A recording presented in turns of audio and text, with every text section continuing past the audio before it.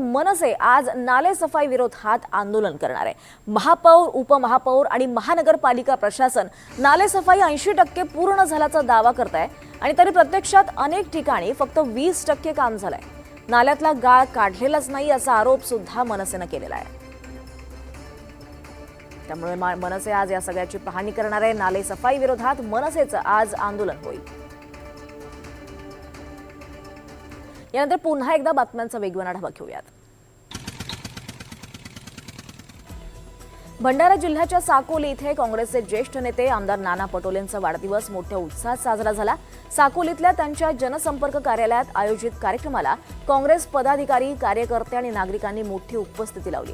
यावेळी नाना पटोले यांची लाडू तुला करून त्यांना अनोख्या पद्धतीने शुभेच्छा देण्यात आल्या।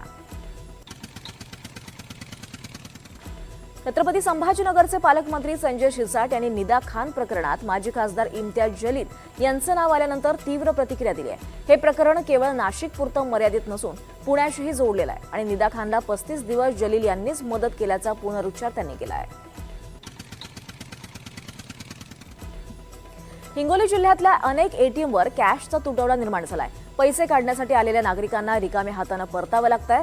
सध्या खरीप हंगामाच्या पेरणीसाठी खतं बियाणं घेण्यासाठी शेतकऱ्यांना पैशाची आवश्यकता आहे आणि त्यासाठी शेतकरी पैसे काढण्यासाठी एटीएमवर गेल्यानंतर त्यांना कॅश मिळत नाहीये। त्याचबरोबर शैक्षणिक वर्ष सुरू झालंय, त्यामुळे शाळेची फी भरण्यासाठी पालक वर्ग एटीएमवर पैसे काढण्यासाठी येत आहेत।